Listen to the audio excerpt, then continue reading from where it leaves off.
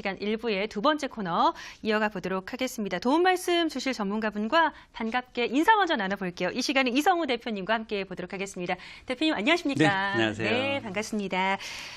자, 우리 대표님 오늘도 좋은 정보 부탁을 드리겠고요.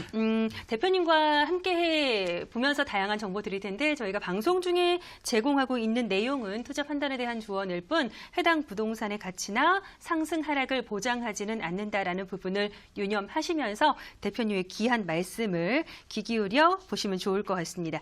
자, 시장 분석과 함께 알짜 물건들 만나볼 텐데요. 먼저 이슈 분석으로 출발을 해보겠습니다. 그 부동산 투자를 잘 하기 위해서는 부동산 시장의 트렌드, 방향이 어느 쪽으로 흘러가는지를 꿰뚫어 봐야 할 텐데 아무래도 1인 가구가 계속해서 증가하고 있다라는 그러한 포인트를 놓치면 안 될 것 같더라고요. 네, 우리 대표님 오늘 이슈 분석 코너 통해서 자세하게 말씀해 주실 거죠? 네, 맞습니다.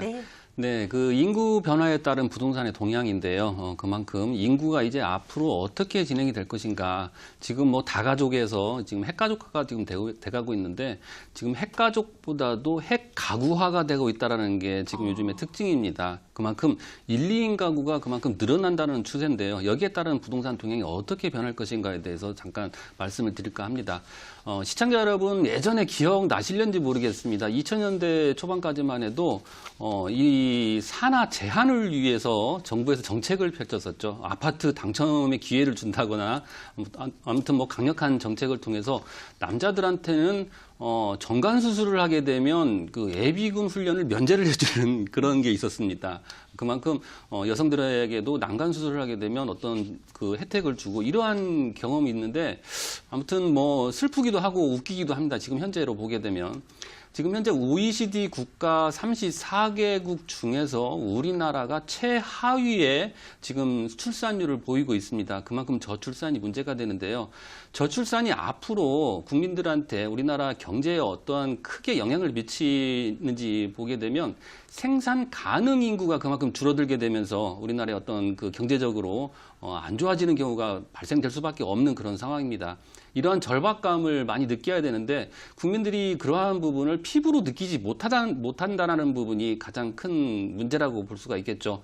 그만큼 자녀들의 어떤 교육 문제, 그다음에 사교육비 증가로 인해서 어떤 경제적인 부담, 어떤 그 집값의 어떤 계속 오름세로 인해서 아예 집 사는 걸 포기하고 지금의 행복을 만족을 하자라는 어떤 욜로족 또는 결혼을 하지 않는 딩크족 뭐 이러한 트렌드가 계속적으로 유지가 되고 있고 그리고 TV에서도 지금 뭐 방영이 많이 되고 있죠. 뭐 나 혼자 산다 뭐 이런 프로그램들이 계속적으로 늘어나고 있고 그다음에 1, 2인을 위해서 상품이 개발이 계속되고 있으면서 좀 편해지는 그런 상황이 연출이 되고 있는 상황입니다. 그래서 이제는 결혼을 하고 자녀를 이제 갖게 되면 그만큼 부담이 많이 되고 내 행복 지수가 떨어진다라고 평가를 해서 아예 그냥 결혼을 늦추거나 아니면 결혼을 해도 자녀를 생산하지 않는 그런 경우가 많이 발생이 되면서 국가적으로 많이 문제가 되고 있는 그런 상황이거든요.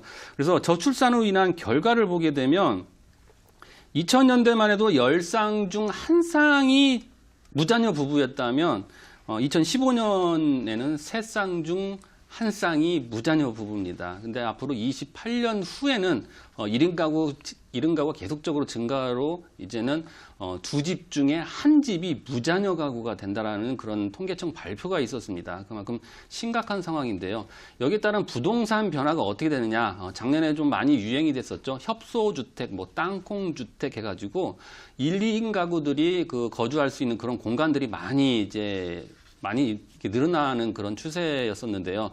지금 뭐 강남이나 뭐 이런 주요 도심에서도 지금 1, 2인 가구들이 거주할 수 있는 원룸이나 투룸이 계속적으로 증가되는 부분이 앞으로 일본에 빗대서 말씀을 드리면 일본 같은 경우에도 계속 협소주택이나 아니면 작은 규모의 이런 주택을 통해서 1인 가구들이 거주할 수 있는 공간들이 계속적으로 늘어나고 임대사업이 활성화가 되고 있는 그런 상황입니다. 그렇다라고 하면 우리나라 같은 경우에도 어떤 부동산이 어떤 1, 2인 가구 증가로 인해서 많이 변화가 있을 것이고 원룸이나 투룸 쪽으로 이제 많은 거주민들이 이제 옮기고 오히려 뭐 3, 4인 가구나 이런 가구 수보다도 1, 2인 가구 계속적인 증가를 통해서 그만큼 작은 주택, 협소주택이 유행이 될 것이다라는 그런 결과가 있고요.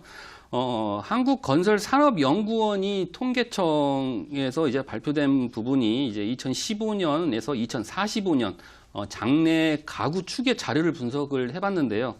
2045년에는 1, 2인 가구가 전체 가구 수 중에서 71.13%에 달할 것이다라고 이제 추정하고 있습니다. 1인 가구가 36.3%고요. 2인 가구가 35%이기 때문에 여기에 대한 대비를 미리 해야 될 것 같습니다. 그래서 정부에서도 이제는 그 2022년까지 주거복지 로드맵을 통해서 청년주택이나 신혼부부, 그다음에 이런 그 소득이 적은 저소득자를 위한 그러한 공공주택을 마련을 하겠다라고 지금 발표가 됐는데 100만 호를 이제 공급을 해서 이런 부분을 좀 공급을 하겠다라고 지금 발표가 돼 있는 상황이고요.